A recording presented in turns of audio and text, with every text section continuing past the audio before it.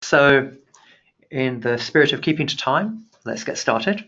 Just to let you know, this webinar is being recorded and the recording will be made available afterwards to you, as will the slides. Jaron. Great, John. Well, thanks for the introduction. Welcome, everyone. We're calling this webinar Heat in the UK, the UK market, what does the future hold? We've recently undertaken research into the UK heating market through 3 of our services, electrification of heat, gas heating, and heat insight services. We're going to share just some brief findings from each of those services today, but some of the most exciting findings we'll talk through regarding customer attitudes towards not only heating technologies, but trends that might be emerging for purchasing heating through our UK customer base. And here's the agenda for today. Brief introduction, just a few minutes from us to introduce our team, a quick poll question, and then we'll move on to the remaining focus parts of the webinar, which look at specifically our electric heating research into the high efficiency gas market, what we might want to say is the coming disruption to the heating value chain, some interesting findings from our customer research, and then again about our 3 research areas in heat across the UK. So we'll have our first poll now, and this is just to help you understand a bit about who's on the call. So if you we launch the poll, and you should find on your screen a really easy way to click one of the buttons, and then the results will be posted. Well, not quite straight away, Kate, but soon afterwards. Soon after. Yeah, so we'll give you a 10 seconds or so just to make your choice. This is an easy question. They get a bit harder. Answers are flying in, which is good. No opinion required on this response. So we've got 75% of you have voted, now 83%, 5 more seconds to get your votes in. And okay, Kate, shall we publish the poll? Sure. And if we we've closed it. Just get the technology right. Oh, well, we can tell you the answers as we chime in. So 15% of you are energy suppliers, 24% of you are from the HVAC manufacturer sector, and only 11% from policy and regulation, 15% are installation service companies, and 35% other. So we've got a good mix of people on the line. And there you go, the technology's worked. And maybe if you've responded other, it might be interesting to know what type of organization that is. We can find that through our list of registrants, but maybe if you're happy to write that in the text box, we can see that coming into our question moderator. Okay, so introducing the 3 of us. Very quickly, I'm a director at Delta and look across our heat and other research areas. I'm Jaron Bradford. I'm principal in the heat area, and I work with both existing subscribers and with the heat industry in general to help grow Delta services and help shape the research that we're actually delivering both for our subscribers and new research. And I'm Kate Lyon. I'm an analyst on 2 of the heat services that we're talking about today, the electrification of heat and the gas heating service. Great. Now, there are easy ways for you to get in touch with us using the toolbox on the right-hand side of your screen. You can use the questions box to ask us a question. We will, if we can, reply in real time, or some of your questions we may not be able to answer during the webinar. Some we may talk about, but we will keep your identity anonymous, and unanswered questions will follow up with you after the webinar. So please do use the questions box to get in touch with us. And we're already seeing people are using that well to say where they're coming from. So housing associations, academic research, consultant designer, specialist in the heat pump sector, and so on. So thanks for that. So a quick introduction to Delta. I'm sure many of you know and are familiar with Delta Energy Environment, but for those of you who are not, we're a research consultancy based in Edinburgh, and our core expertise and focus area is to help our clients navigate the transition from the old energy to the new energy system, looking from centralized carbon-intensive energy sources into new distributed, low-carbon, and customer-centric services. And this is keeping us very busy. We're now, I think, 38 people across 4 different countries. So you can see at the bottom the types of clients we work for. But let's get on to the topic for today. Right, yes. To step right into our research, we'll focus first on our research in the electric heating market. We have another poll for you very quickly. Now, this is, again, more opinion, less fact. How do you think about heat? And we actually asked this question at our European Heat Summit in Edinburgh in the summer. Just use your opinion. There's no right or wrong answer. It's anonymous, as I said. We've now got 45% of you have voted, 50%. So maybe another 10 seconds. We're up to 70%. Over 80% now. So a few more seconds to vote. Okay. Let's see if the technology behaves itself. Close it and share it. Yeah, a bit better this time. There we are. Go. So, interesting mix. And I think to a degree all of these are right. But what's interesting is to see that 35% of you think heat is about to be disrupted. And actually we got similar voting at our Heat Summit in Edinburgh. It is, so that vote was 28%. So, definite consensus. I mean, maybe this is self-selecting audience in that if you joined this call maybe or this webinar, you're more likely to think it's going to be disrupted. But it's difficult as well. And for sure, it's a conservative industry. Exciting? Well, we think it's exciting, but we would. And 1% boring. So hopefully we'll change your mind on this. Yeah. And there was a higher share of boring at the Heat Summit when we just looked at those results. So maybe this audience is a bit more excited about heat. So let's talk a bit about some of the disruption that might be coming. Great. So first, we thought we would provide this as a context of the UK installed heating base. So this shouldn't be a surprise for any of you on the line.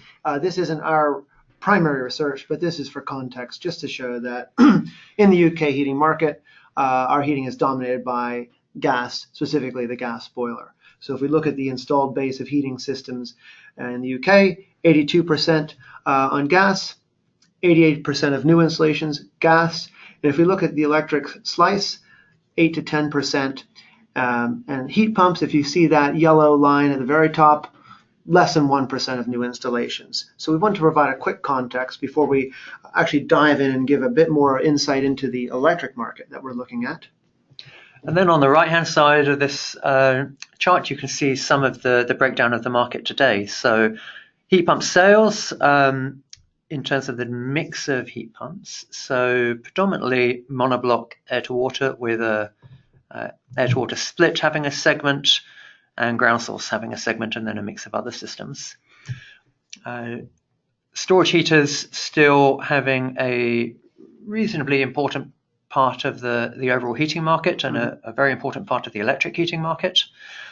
And at the bottom, interesting splits, I think, between where those heat pumps are going. And this is from our proprietary research. Heat pumps are mixed between retrofit and new build, whereas other electric heating is predominantly in the retrofit sector. Right, and just looking very quickly at that non-heat pump electric heating sales, splitting that off between storage heaters and direct electric, we're going to show some of the customer attitudes towards those heating types as we talk through this section. So looking at the market now, we've also looked over the next 5 years through our research and have come up with some key findings that, first of all, we think the market is relatively stable for heat pumps as well as other electrically driven technologies.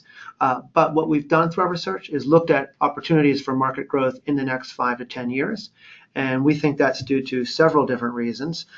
John, do you want to talk through just some of the scenarios we looked at for the heat pump market over the next 5 years? Sure. So looking at the future is what we do across a lot of our work at Delta. And you can see the grey boxes here are, I guess, our central scenario or our most likely scenario. This shows some growth for the heat pump market, but it still really remains a relatively niche part of the UK heating sector. So I think it's below the ambitions of many people in the market and some in policy as well. we do see as a dotted blue line, accelerated growth is possible. So the heating market is quite hard to predict because there's a number of factors that could really drive stronger growth. We've identified 3 in the box here, and there are some others as well. Yes, so a couple of opportunities for disruption in the market.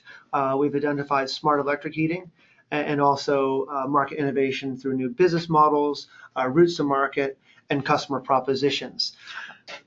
With smart electric heating, we're talking about how the electric heating sector can provide value to the electricity system, and therefore that value can be shared with a customer and lead to better customer propositions.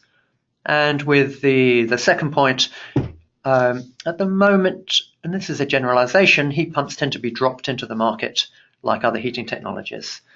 And we think there's lots of opportunity to develop more compelling and attractive customer propositions built around solid business models to help accelerate the market. Exactly. And the next slide looks a bit more at that first topic, smart electric heating. This is a case study that we actually launched earlier in the year. We had a specific report for our subscribers on smart electric heating. And this slide shows a couple of different routes to market that are happening in other European countries, one specifically in the UK through a company called VCharge, making installed storage heaters smart. Now, John, what does that mean and what's happening in the UK with storage heaters? So storage heaters have traditionally run on economy 7 tariffs, and that means they charge up overnight. And that was developed in the 1970s to really fill the nighttime trough and help flatten the low profile. What VCharge are doing is enabling the storage heaters to charge dynamically according to price signals from the electricity system. So if you think of mid-afternoon, there may be lots of wind on the system, electricity may be really cheap, and maybe that's a great time to charge those storage heaters.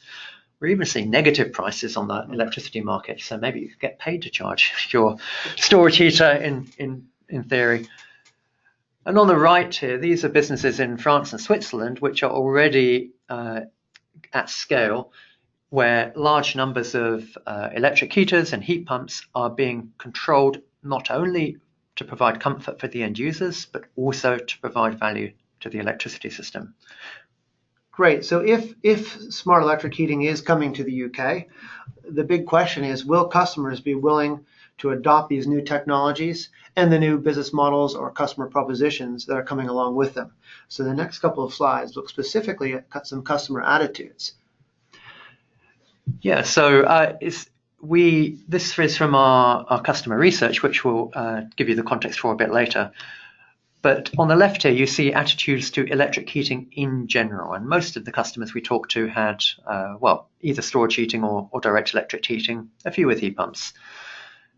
And the next, just for comparison, the next pie chart shows customer attitudes with electric storage heating. And if we break those down into just positive, neutral, or negative, slightly lower level of positive responses from customers who are using electric storage heating compared to the whole sample of customers using electric heating. And what we then did, amongst many questions we talked with customers about, was look at their attitudes to demand response, or how their attitudes to whether the electric storage heaters could be charged up in a smarter way. So we asked customers and members of our customer panel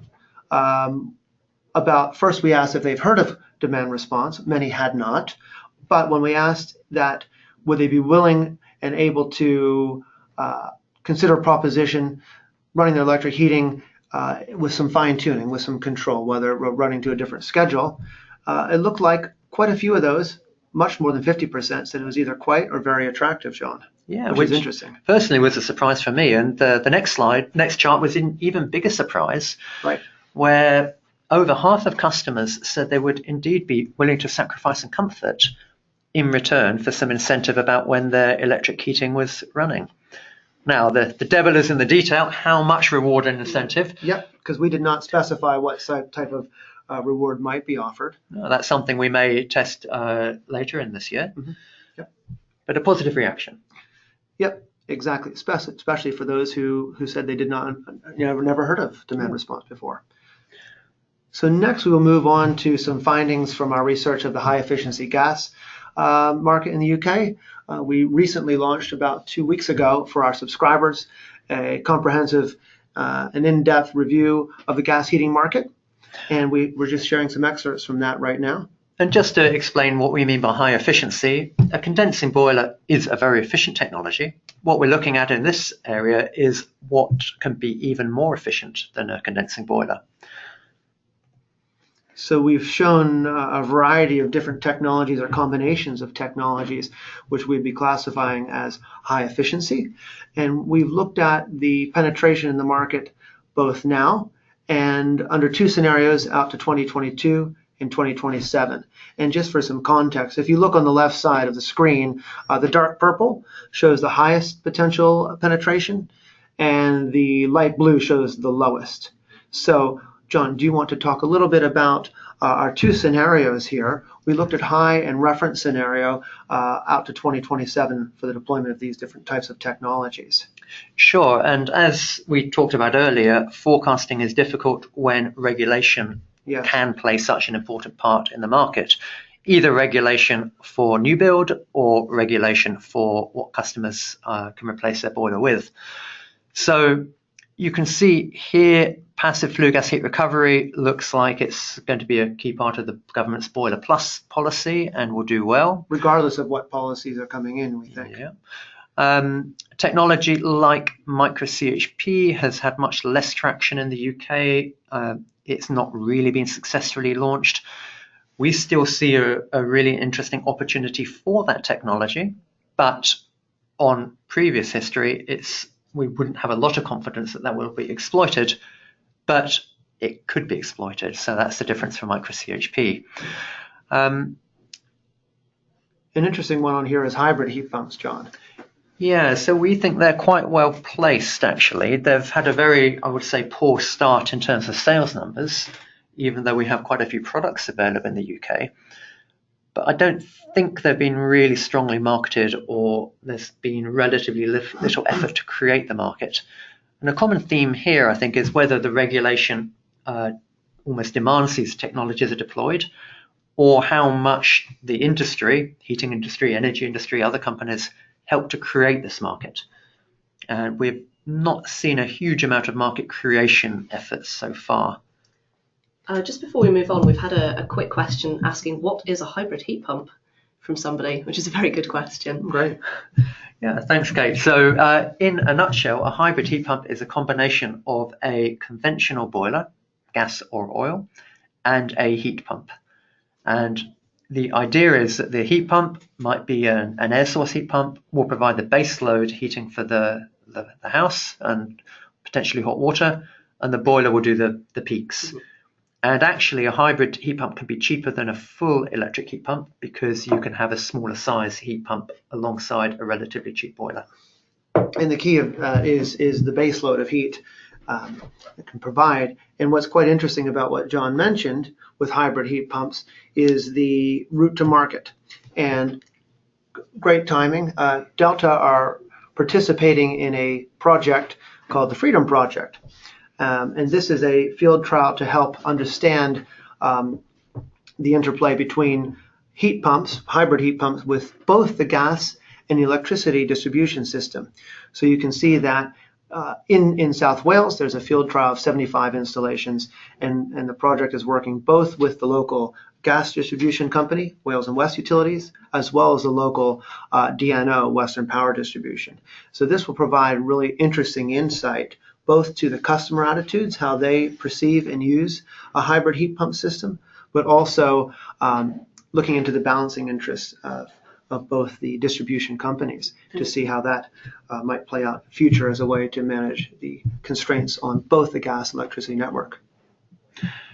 So this plays into some of the themes we've been talking about, the value of smart electric heating to the electricity system and enabling some of that value maybe to be shared with the customer. Investment in helping to create the market. So you've got a gas network company and an electricity network company using their innovation funding for this project. And a project like this, hopefully, will be a really good springboard to help grow the market for hybrids and push it towards our high scenario, maybe rather than our reference scenario. Exactly. Yep. It's all about that customer adoption as well, and the customer attitudes, and that's one of the areas that we're working on at Delta. So moving ahead through our agenda, now the really exciting part, the coming disruption to the heating value chain. We might have shown you some indications through some customer research and case studies about some of the interesting things happening in the market, both with products, but now we're looking specifically at some questions we've asked our customer panel.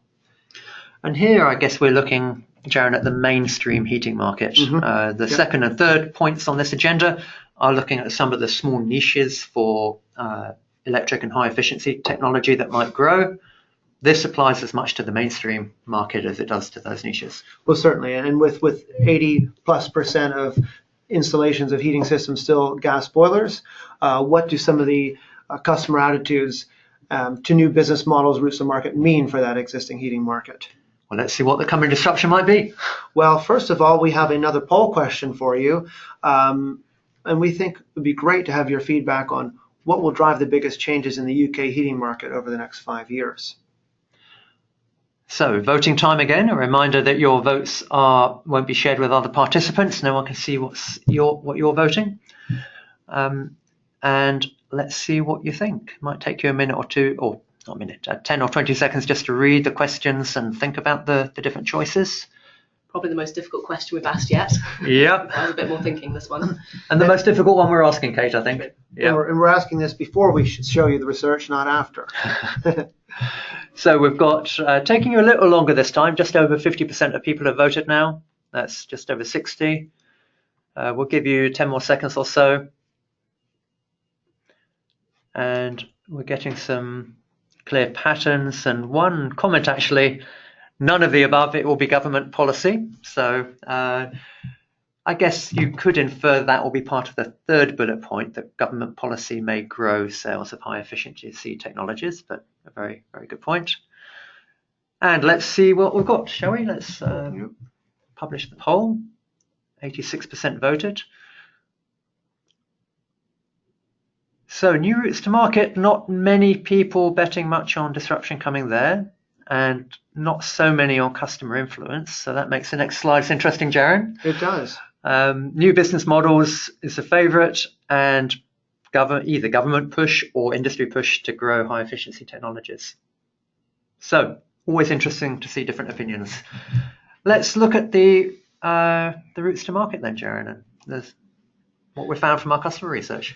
Great. So to put our customer research in context, through our UK-focused Heat Insight service, we have a customer panel that we visit at least once a year to ask questions about customers' attitudes towards not only heating appliances, but also different routes to market that might be happening, where they would buy their next appliance, for example. I think some of the key questions down here: what do customers want? What trends are we witnessing, and what might disrupt the market? And we can look back through our research over the past several years to see how customer attitudes are actually changing.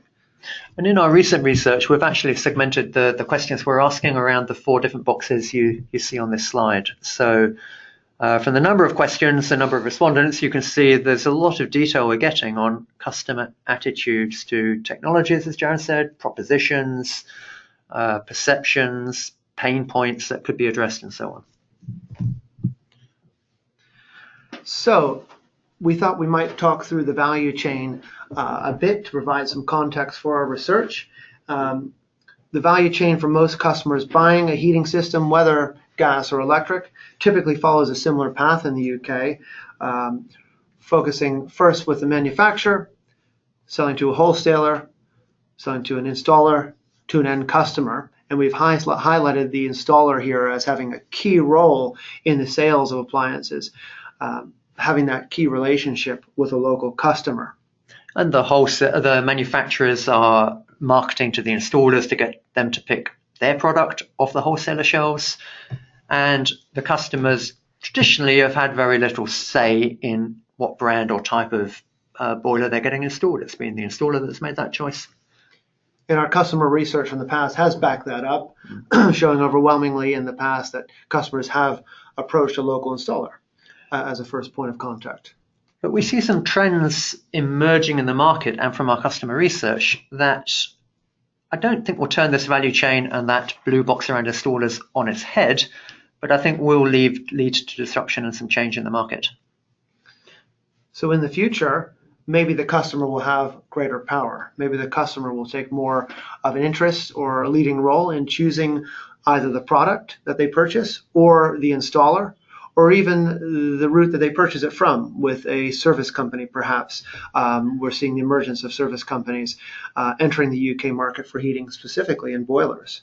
And the service company market's dominated by British Gas today, but there are a number of new entrants coming into the market and other service companies growing their share. More interest from companies in developing service offerings for customers, not necessarily just product offerings. Mm-hmm. So we asked an interesting question to our customers on our panel. Who would they most likely contact if they need to buy a new heating system? Now this is again both gas and electric devices. And the responses here, you can see in the pie chart, half or just slightly greater than half of that is a local plumber or installer that I know. So that might not be a surprise for us.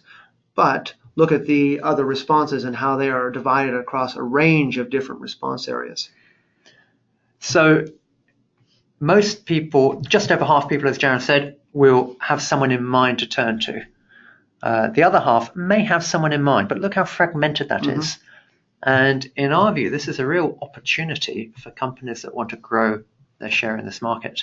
And in our research, we've looked at attitudes to all of these companies, how customers make decisions, their perceptions, not only around boiler installations, but servicing boilers as well. And that could mean the market is up for grabs, specifically if 50% or so of customers aren't quite sure of or are scattered across a wide variety of different company types for their next installation. So if the customer is actually gaining more power, does a customer have a preferred brand? We've asked customers, do you have any preferred brands of heating system or boiler that you might be inclined towards? And actually, just over a quarter said yes, John. Yeah, which is interesting, but 3/4 are still don't have a brand in mind. But I think the next point you're going to show, Jaron, I think is fascinating. Nearly half of those who said no would do the research to choose the brand themselves, which is quite interesting. That shows the customer could in future be taking more control over their purchasing decisions. Yeah, and that if we think back to those value chain slides, we identified the installer as basically the decision maker in the market. Our research with customers suggests, I'm sure the installer will continue to be important, but the customer will become increasingly important. And another question we asked, specifically customers with gas boilers. If you were replacing your boiler, please pick the top 3 boiler brands that you would trust. So they were allowed to choose 3 choices. And this bar chart just shows the distribution of responses. And one in particular, one brand shows that they are very well placed to capture customers who might be making more of the decisions themselves. That's right, and probably you'll be able to guess who that company is. They're from a Midlands town just south of Birmingham on the way to Bristol, and have the advantage of a very big brand name behind their business. So if the power is shifting more to the customer and the customer will make a more active choice, and that's still an if, then some companies are really well placed, others are less well placed. And those that are less well placed do have an opportunity to employ different routes to engage those customers, maybe through different types of marketing or working more closely with an installer perhaps. Yeah. And we're seeing this trend probably quicker in Germany actually, of manufacturers going more directly to customers in terms of offering boiler installations directly to customers. And we'd expect to see that here in the UK as well.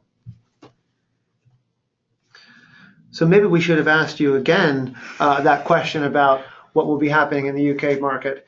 Is disruption coming or not? But from our research, we think that there are potential changes to the market, especially the way that customers are engaging with their next purchase. And we'd be interested to see how that plays out, both through our discussions with our key contacts in the market, but also in our subsequent customer research. And we can continue focusing on some of those themes. Exactly. So we're just finalizing now the research that we mentioned earlier, 190 questions on 4 different segments of the market. After this, we'll be developing some focus group research to explore some of those questions in more detail, and would be very interested in your views and your feedback on which areas you think would be most interesting for us to explore. Obviously, our subscribers get to see the full benefit of that, but we'll continue sharing some highlights with the wider market as well, and be very interested in having those discussions with you. Yeah, we think this is a very interesting area and are very interested. I will be out a lot in the next month or so, attending a variety of events, speaking with our subscribers and other members of the industry. So I'm very happy to talk through some of these things with you as well. Great. Well, I think we're doing a good job in keeping to time, Jaron. So great. We're on to the last part now, which is talking specifically about our heat research and our 3 services that we discussed today. Looking at Delta's research services, you might have seen this slide before through some of our webinars, but we just wanted to highlight of our 8 or so service areas that we have, how heat fits into that. So we discussed the topics today from the Heat Insight service, of which our customer panel is a key part of, as well as the electrification and gas heating services. And that smart energy customer panel, we can draw on that knowledge and experience working with UK customers across our research when required. And looking more closely at each of our 3 research areas, electrification of heat service, recently rebranded this year, focusing across not just heat pumps as it had in the past, but now on all sorts of electric heating technologies and that key interface between heat and electricity. And this is a service that is UK and European focused and increasingly looking beyond in other markets for emerging trends in electric heating. Just had one question come in, Jaron. Yes. Question about what evidence we see of in terms of new service companies coming into the market.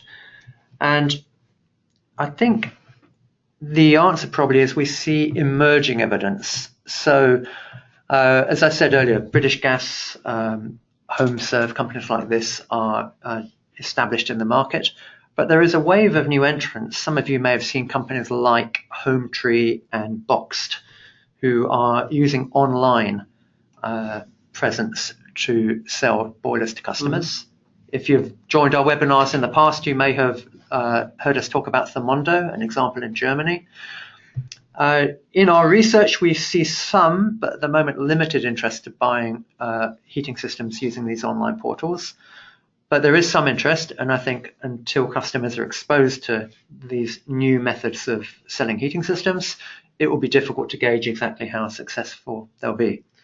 And I believe online was one of those bar charts we saw in where would you buy your next heating system. Mm-hmm. It had a very relatively low percentage, but again, it is a new emerging trend we're seeing in the UK market, something to follow up with in future and keep our eye on. Yes, and when we've asked customers about how they would do research on their next heating system, obviously, no surprises here, the internet is at the main place customers will go to do that research. Right.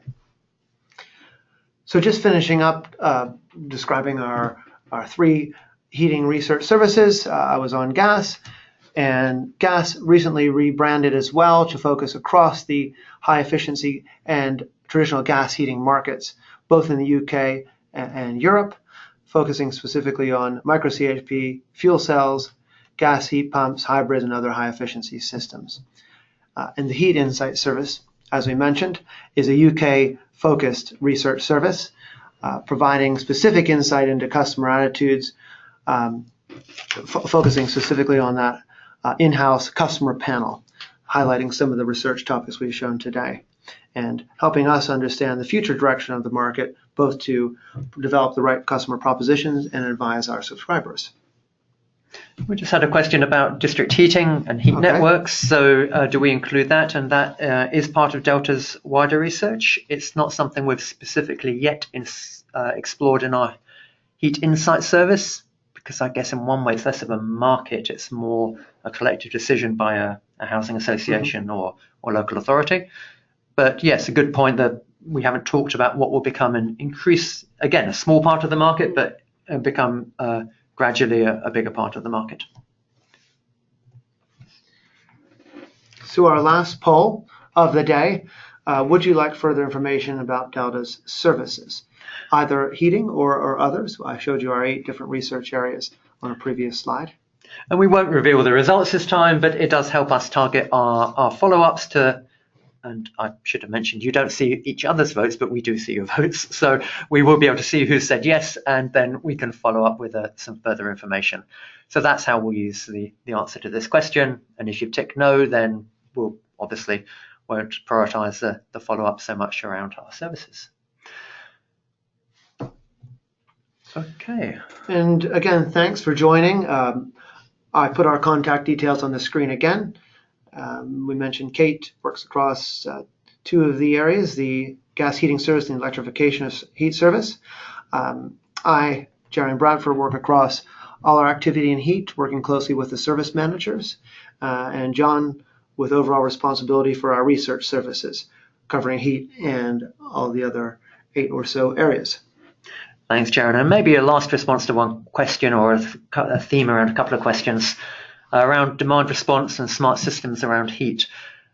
I think the one thing I want to say is that compared to battery storage, heat storage is a lot cheaper way of storing excess electricity, if you can store it. The one thing it can't do is put power back onto the system so easily. But for sure, we see a big future in flexible heat demand because compared to other forms of storage, it's a very cost-effective way of doing so. Well, we've kept to our time, which is always good. So in fact, we'll finish a minute or so early. Thanks again for your time. We really value you joining the webinars and hearing highlights of our research. Thanks for your questions. We look forward to talking with you one-to-one at events, in meetings and so on in the future. Feel free to reach out to us and keep an eye on our future webinars in this area. And keep an eye on our webpage for the recording of this webinar. Okay. Thanks very much, everyone. Thanks. Bye now. Okay, bye. Bye.